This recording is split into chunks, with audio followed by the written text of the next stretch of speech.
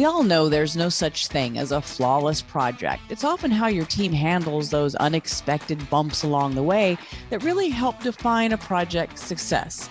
But this year's National Design Build Project of the Year team will tell you they kind of knew from the beginning that working on the University of Washington's Hans Rosling Center for Population Health was going to be different.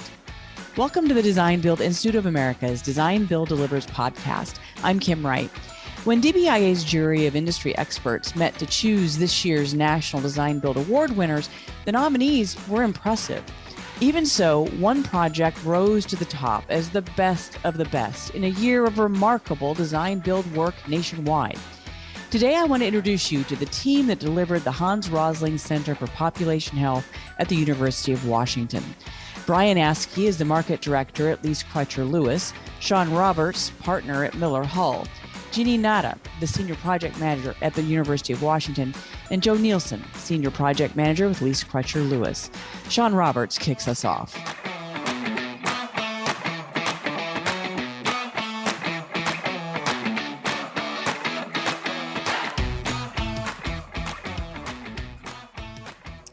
So we're here with the 2021 DBIA Project of the Year team. Congratulations, first off. Thank you.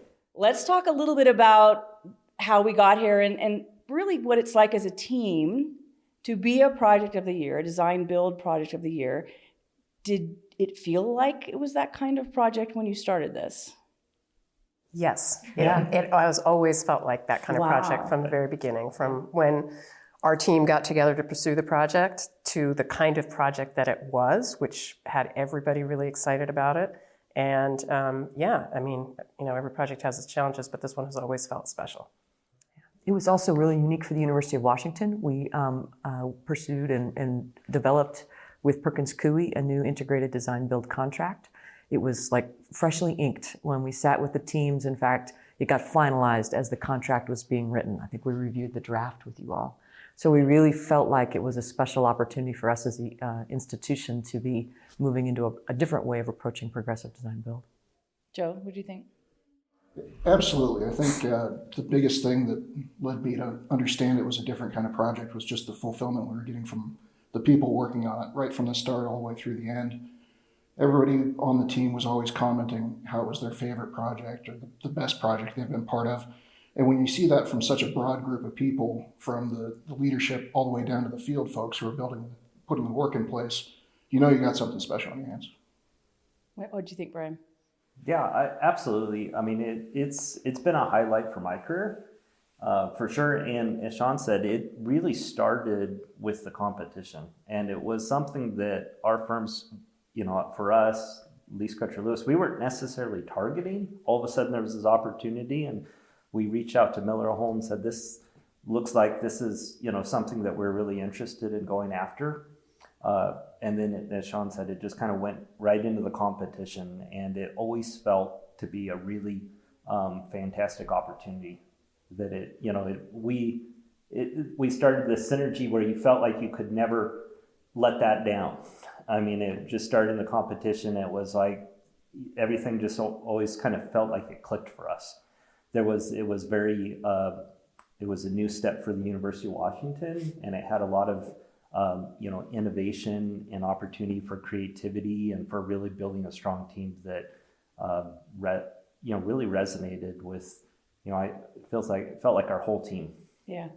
Yeah, and I'll say one clarification is that it was not a design competition. So when Brian's speaking about a competition, he's just talking about our interviews. There was a series of interviews, and so that was kind of how I think we began to build the relationship. The one thing I wanted to mention too on the contract and the opportunity for creativity is it was amazing to me to see how creative everybody on the project was. Because it was new, it was like this opportunity for everyone to be creative. Everybody thinks the architects, I'm the architect, everybody thinks the architects are the creative ones, but across the board, everybody on this project brought their best creative game. Let's talk about the center. This is the only disadvantage of a podcast is that they can't see the beautiful pictures. They're not necessarily looking at the project, but we do encourage you to do that. Go to the website and look at the video and the pictures because it is really a beautiful facility. But let's talk about the goal and the mission of the Hans Rosling Center, because I know that also drove a lot of the enthusiasm for the project itself, was its actual mission and what its goals are. So let's start there. So the university, the president, initiated the Population Health Initiative, and we already did a lot of work around population health with the Department of Global Health, the School of Public Health, the Institute of Health Metrics and Evaluation, but we wanted to expand that and to draw in all disciplines to be a part of solving some of these really difficult and complex problems. And so that was the desire to bring it together. Of course, the Gates Foundation is very interested in that mission as well, and is also very involved with the Institute of Health Metrics. They rely on them tremendously for their data mining and the type of work they do to help guide their work. So that's what brought the synergy together. And then there was a desire to have a building where these departments, many of the employees of those departments were housed in this building. So that was the mission. But none of these groups had ever, they all had their own little places at the university. And in fact, Institute of Health Metrics was downtown in leased space. So we really looked to our design build team to help us with that organizational change to bring those groups together. And I will pass it to you because your team did a fabulous job with that. Yeah, so one of the themes that we developed early in the project was this idea of collaboration within a group or a team, collaboration between the teams in the building, and collaboration with the outside, being the university, but also beyond that. So it needed to be a place where a small team could function really well, where everybody in the building would know what everybody else was doing, and that they could hold things like they could have convening spaces to hold conferences and things like that, as well as drop-in hoteling spots, so people from different departments could come and work on a project with those who were sitting in the building. So that was one of the major themes, because that was the highest priority for the funders. Actually, the Gates Foundation really believed 100% that the reason they were they were making this gift was to make sure that they were all collaborating and that they were all talking together. So yeah, it drove the design. Yeah, one of our programs was how we were going to incorporate art and storytelling into the building. And both our design and our build team really just did a phenomenal job in finding the right partners to bring to the table to tell that story in a way where all those groups felt they had their individual identity and now a new group identity that was the organizational change we were bringing about. So the nexus for a design build team using collaboration as its primary goal to deliver a project, you can't ignore that. That's kind of interesting too, because this is the way your teams live. Right. Yeah, exactly. Yeah. I think one of the things that impressed the jurors most, and they'll tell you this, was just the sense that from beginning to end, there seemed to be a very strong nexus, a team coordination, and just almost thinking with one brain, which is really unique. I mean, that's how does that happen? How do you do that? Because everybody wants to do that, right? It makes the job more fun. It makes the project more successful. All the things that we want to do when we start a project. But that's, I think, what the jury took away a lot of when they looked and read a lot of what was going on with this project. I was going to talk about our co-location. Do you want to? Well, yeah. So but maybe let me start with, and because the co-location was huge in this. I mean, for me, this was my first progressive design build in my career. And it felt like a lot of what happened was this team did everything together from the beginning. It was, we really, we pursued the project together. We built which was just the builder and the architect was the original competition. And then together we built out the rest of the team with the university as well. And so everything we did was just this constant building up a team bigger and bigger and bigger to the point of pulling everybody into a co-location, which we did at Miller Hull's office, and they did a fantastic job, pulling all these disciplines and all these different, minds together, and everybody was a fantastic job of everybody kind of getting indoctrinated or, pulled into the team right from the beginning. We like to say onboarding and not indoctrinate. Yeah. Better word. Onboarding's a better word. Oh yeah, we everybody talks about co-location, and we, in the beginning, the university was talking about us really wanting us to be in the same place all the time and have a co-location space that was fully dedicated for the project. And we talked about that, and it's challenging, quite frankly, to do that.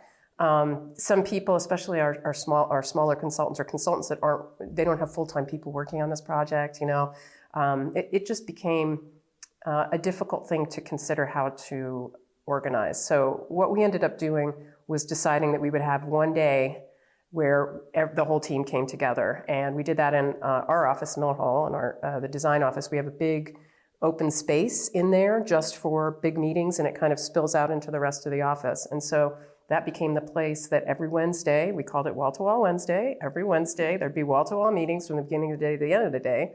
And whoever wanted to come, whoever needed to be there that day, and we included subcontractors, we included, the subject matter experts at the university, like their engineering staff, and all of those people would come. And then in the beginning of the day, we'd talk about what we needed to do. People would have different breakouts, and then at the end of the day, we'd come together and just talk about what had been resolved, what was still outstanding, and what we were going to do for the next week. So it was like this sort of intense, shorter collaboration, and I think it worked really well to get people to feel like they knew each other, they knew what was going on with the project every week. They weren't out in the dark, kind of just hanging out there, wondering when somebody was going to pick up the phone and call them. They were aware of everything that was happening on the project. And that also allowed us to be able to get that cross-pollination of ideas because, the mechanical subcontractor could weigh in on a ceiling decision and all of a sudden we had all this extra expertise at the table that we wouldn't have had. We could just run over and grab somebody we could grab the structural engineer because we had a quick question. And so that worked out really well. But then for the rest of the week, everybody could go back and do their work. And it was the first time I had seen effectively the last planner system, that integrated design build, be used in a design phase. So we started with, this is what we're trying to get done today. We had the schedule up with all the stickies. And then we went through and said, what did we get done today and where are we? And those, what commitments were met and, what needed to get passed on to the next week. And we knew where we were headed the next week. And so managing that design was very efficient. And I think people got, it was easier for the university. I mean, I would leave like a short order cook with these are all the things I got to figure out between now and next Wednesday, because it was information the team needed to move the project along. So we asked people to be in the co-location probably more than they thought they should be, which, it was, as Sean said, we, asked everybody, be here, plan to be here all day, every day on Wednesday. And even folks that were like, well, I only need this little bit for my information. Yep. But a lot of it was more about, getting people together and having them having access to each other. Yep. And, at first we had a little bit of pushback from some of those folks that said, well, I only really need to be there for this one little window for an hour. And it wasn't long till we started to hear from those folks. They said, you know what, was well worth my time. I was able to get things done in a day when they would have taken me weeks. The conversations that I needed to have, could happen, right there during those co-location times. And it helped move everything along really well. You don't know what you don't know until you're there and you find out there's something you don't know. Yep, exactly. Right. Exactly. And that kind of helped us really build this whole team attitude and understanding of where the project is going, and that led all the way through construction. So we made sure that we had space on site for that co-location to continue to happen with a much bigger job office than we would ever do on just a typical construction project. Yeah, and I'd say we maybe even saw more participation in the co-location once we moved on to the job site and took the show on the road. We thoughtfully set up our seating arrangements so that groups who would work together would sit next to each other. So the management group with somebody from all members of the design build team, Lee Scrutcher Lewis, Miller Hall, and the university, were all sitting right next to each other where you could hear every conversation. There were never any secrets. It really helped to develop that trust. Same thing with our project engineers, sitting next to the virtual design and construction folks from our trade partners, as well as whatever design discipline was really responsible for that scope of work, they'd sit next to each other, and the amount of information you get just from hearing conversations back and forth, it cuts out so much time and makes everything so much more efficient. And inherently, you just start to learn about people's lives and develop this strong desire for them to be successful. And I've always said you really start to feel like one group of people. All the barriers of I'm with this company, they all break down. Everybody's eager to help. It might not be your problem, but you're still there to solve it. We just time and time again, there might be a mechanical issue and the structural engineer would just lob an idea over the fence. Sometimes they stuck, sometimes they didn't, but you're getting that unique perspective that you don't generally get if you're all working in separate spaces. So I was really glad to hear that you guys took away the teaming aspect of our projects. That's really what I think we're all probably most proud of, is the team that we built together. I was glad to hear you talk about the trust, because in the most successful projects that we hear about, that's what has to happen, right? It's not mine and yours, us and them. It's the whole idea of just us, one big one. How do you develop that? That hits me that sounds very aspirational, and it needs to be a real thing. I don't know how you make that happen. Well, I think it started with the University of Washington and Jeannie and their leadership. And there was never any panic moments. If something was coming in a little over budget, there was never panic. And you guys need to take care of this right away. There was always a sense that we could work together as a team and resolve it. So it allowed us to be really open with all of that. Same thing with design elements. Jeannie was very aware that she was going to see things that weren't fully baked. So it gave the design team a lot of ability to just push this out there, and everybody can be looking at it at the same time. Instead of on a typical delivery model, you might want to hold on to that design until it's perfect and then show it to the world. Or I might not want to reveal my estimate until I'm sure there's no mistakes. It's all happening live in person, and everybody's getting real-time information, which just makes everything more efficient, more fun, and you end up with a better result. But yeah, the university really led the charge in just allowing us to have that openness. Empowering and trusting. Yeah, and I would say sort of a culture of forgiveness, and this idea that everybody wants everybody else to succeed.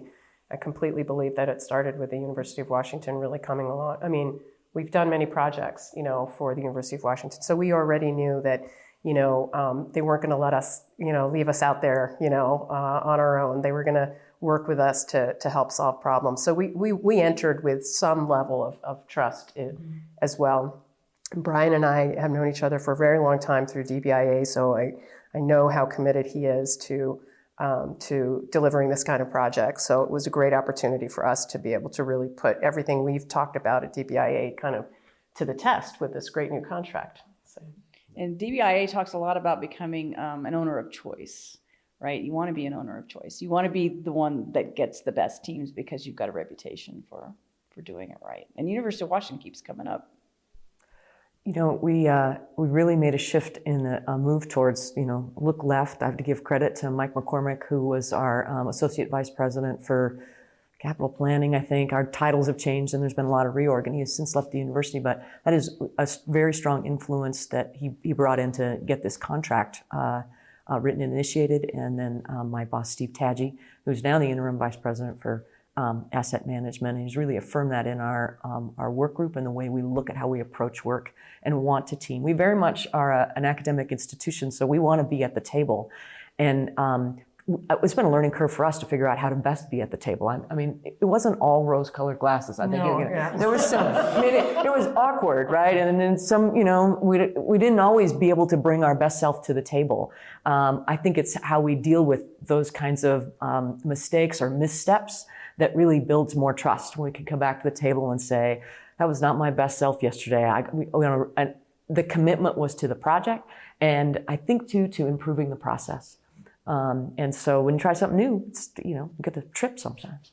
Oh, in the beginning it was intense. I remember, my partner, lead designer Ruth Baleko, telling me at some point, she's like, every day I feel like I'm having to talk somebody off the ledge. Yeah. There's somebody is having a crisis because this is different and new, and they don't know where they should go or what they should do or what meeting they should be in or whatever. And so there was a lot of kind of coaching and trust building. And again, as Jeannie said, every time something goes wrong and we come together and try to fix it, that just continues to build that trust, right? So, and I appreciate you guys saying that, because anybody listening to this is going, oh my gosh, who are these people? What project is this? This is impossible. I mean, there's always, nothing's perfect. There's always challenges. It's what you do with it. Yeah, absolutely. There were a lot of, Oh, sorry, go ahead. there were a lot of long hours for a lot of us in the very beginning, as Sean Yeah. said. I mean, there was a lot of change happening. There was a lot of change happening within the university going down this direction. There was a lot of change for all of us in in our individual disciplines about what it meant and how we would engage in this kind of a process. And it was also a very aggressive schedule. There was high expectations of how quick this would be done, because that was part of the agreement with the donor. Yeah, the fixed grant. A fixed grant with an expected delivery time to get the work of the initiative happening as soon as possible. And so it was probably, in my experience, it's been the quickest project of my career at this kind of a scale. but I will say it was the longest project definition kind of early phase. So we spent a lot of time in the beginning in what the university's contract defines as project definition, which is basically scoping.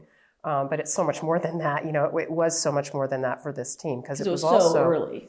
And we were really, as Brian said, we hadn't really figured out how we were going to do this. There was a contract, but there wasn't a process, right? And so we really developed, I think, together what the process was going to be, what tools we could use, and how we were going to go forward. And all that kind of started happening in project definition. So yeah, it was a very long time before we really started designing. It's true, and we didn't have a site, and we thought we would have a site. And That's a little bit of a little challenge, right? I don't know. the university was at the cusp of its major institutional master plan revision, and so trying to figure out what our options were in terms of sites that were available to us to build on. And we were hopeful that process for the new master plan might go faster, and it was becoming clear, I think, in the months and the way issues were playing out in the city of Seattle, that that was not going to be the case. So there was really only one site that could receive a building of that size. And it was barely. And honestly, that was one of those moments where we were like, wow, is this the right thing to do? 300,000 square feet, that was the capacity of the site. So, and it has been please look at the pictures, because it really has improved our campus realm and our circulation around the campus with universal access paths. And we've achieved not only a wonderful building for the program inside, but it is beautiful. How the campus circulates has really been improved because of that facility. So, on the project. I think I want to emphasize too what Sean said about, we spent a good amount of time before we really started designing and constructing, and that was hard at the time, because everybody was, oh my gosh, we need to start going in for permits, and yet we're trying to figure out what it is that we're going to even do. But that paid dividends later, because that allowed us the clarity of how to go through the process and how we were going to get through the permits, get through everything. It really allowed us to think about how we were going to get this project of this scale done in that time frame. What kind of materials we needed to use, what kind of prefabrication it was going to take. And so that was a really important part of the success of the project, was to take the time up front. Jeannie was she was always looking out for team health, and we had many occasions where Jeannie was saying, hey, let's get another survey out. And we did team health surveys that were periodic, probably maybe once a quarter in the beginning of the project. But we did a few of them. And those team health surveys, they went out to everybody that was working on the project, designers, engineers, trade partners.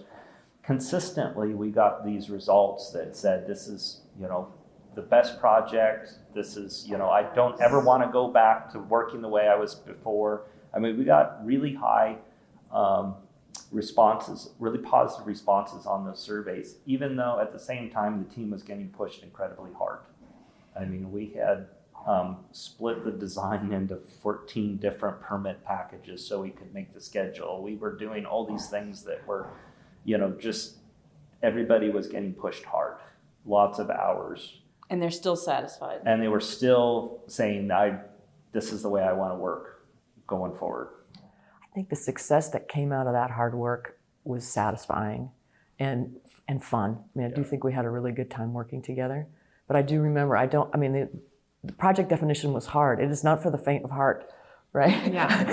I mean, it was getting to that base target cost and then getting to the final target cost. It got easier, but I think the first round was, it's like all the hard decisions are pushed earlier, and they're tough. Yeah, it's like you're as an architect, it's really hard because you're giving up scope at the beginning, right? And it's very hard for my team to be able to accept a base project and feel comfortable with that, and then think about the add-ons that we might be able to get through contingency releases, and then understand that the owner's going to decide that. We're not going to decide that. We don't get to spend it. We don't get to spend the contingency on what we want to spend it on, right? So I think it was very much a place of discomfort for a lot of people as they first came into the team.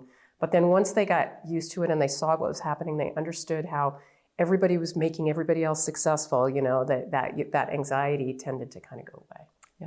We often say, though, to our design team, like, no, don't let us make a mistake. Does this go with this sort of thing? Right. Like, you have these options and you could go, or constructability-wise, no, you wouldn't want to do that without this. Like, these things go together. So we really rely on that design build team to bring forth options that are like, these are really 3 viable options for you. What will best serve you so that we don't end up with a crazy. Yeah, absolutely. And I'd say that again, the trust building, when there were times that it was, like, I remember Jeannie coming to us and saying, are you okay with this decision? Like, does this decision work from a design standpoint? Because it has to work from a design standpoint too, Right. And so we knew when we pushed back, we had support for that. And when we believed that something was important, that these guys were going to help us get there, and they did for sure. We hired them for a reason.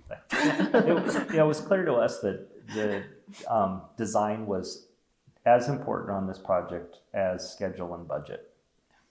And as a team, we all agreed that we needed to balance those things because that was it's an important part of all of these projects. But there was, I think spending all the time together through a lot of the co-location had a lot of us that are just construction workers start to understand, and appreciate the design aspects as well, and got people on board with how are we going to make this happen? How are we going to make this vision, be it 3-foot fins on unitized curtain wall that before this project, my understanding was it was not possible.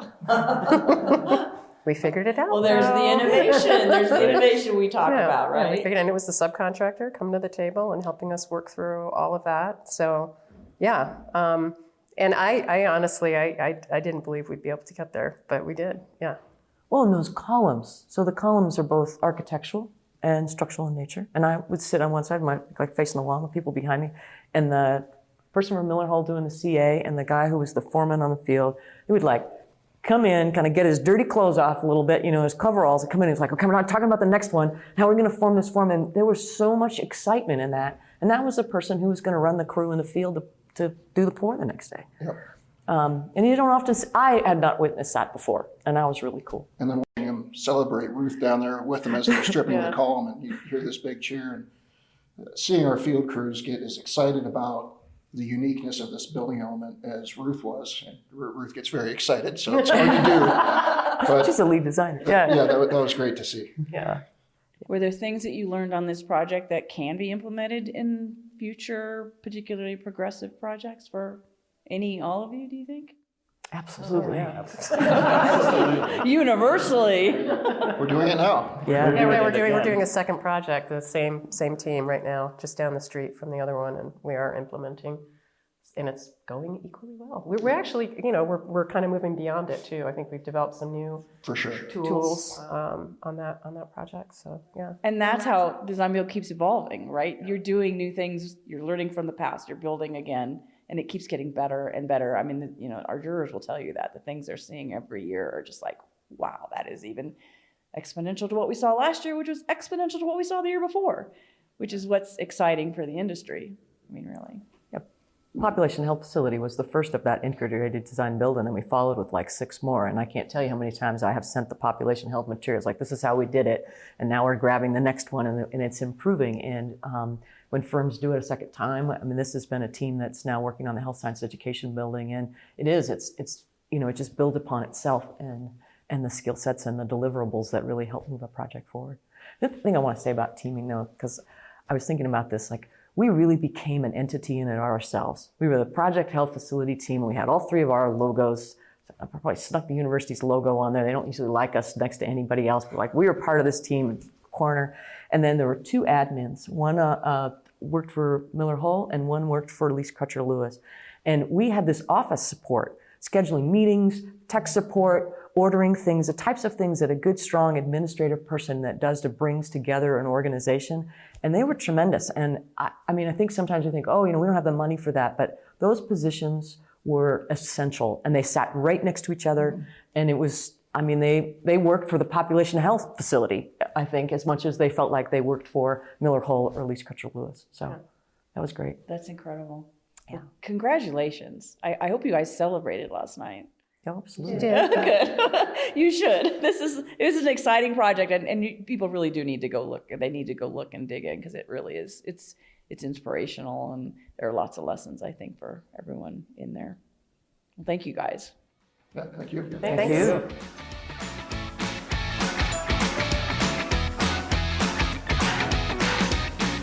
Thanks so much to DBIA's Project of the Year team for sharing their incredible experiences with the University of Washington's Hans Rosling Center for Population Health. We urge you to check out more about the project on our website at dbia.org/awards. It's also not too early to add your project to the Design Build Projects database. Add your project today, and it can be used later as the foundation for an awards entry next year.